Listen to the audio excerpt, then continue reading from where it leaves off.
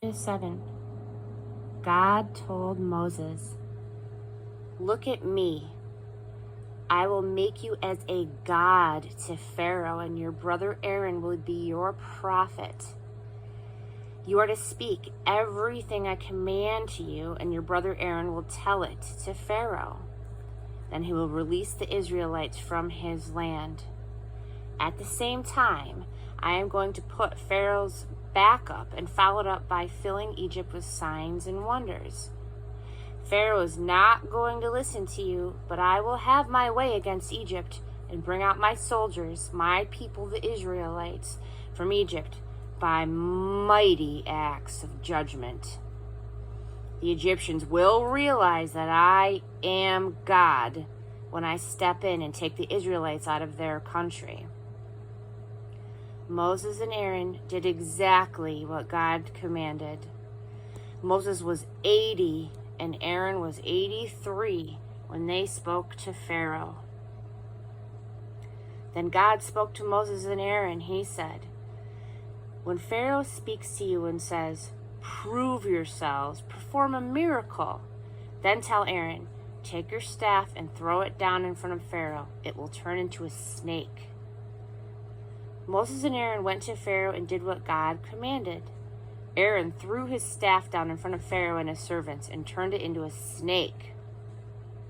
Pharaoh called in his wise men and sorcerers. The magicians of Egypt did the same thing by their incantations. Each man threw down his staff and they all turned into snakes. But then Aaron's staff swallowed their staffs. Yet Pharaoh was as stubborn as ever. He wouldn't listen to them, just as God had said. Strike one, blood.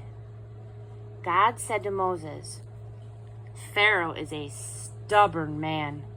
He refuses to release the people. First thing in the morning, go and meet Pharaoh as he goes down to the river. At the shore of the Nile, take the staff that turned into a snake and say to him, 'God, the God of the Hebrews, sent me to you with this message. Release my people so that they can worship me in the wilderness. So far you have not listened. This is how you'll know that I am God. I'm going to take this staff that I am holding and strike this Nile River water. The water will turn to blood. The fish in the Nile will die.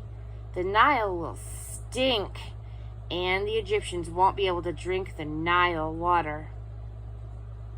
God said to Moses, "Tell Aaron, take your staff and wave it over the waters of Egypt, over its rivers, its canals, its ponds, all of its bodies of water, so that they turn to blood. There will be blood everywhere in Egypt, even in the pots and pans." Moses and Aaron did exactly as God had commanded them. Aaron raised his staff and hit the water in the Nile with Pharaoh and his servants watching. All of the water in the Nile turned into blood. The fish in the Nile died, and the Nile stank, and the Egyptians couldn't drink the Nile water. The blood was everywhere in Egypt.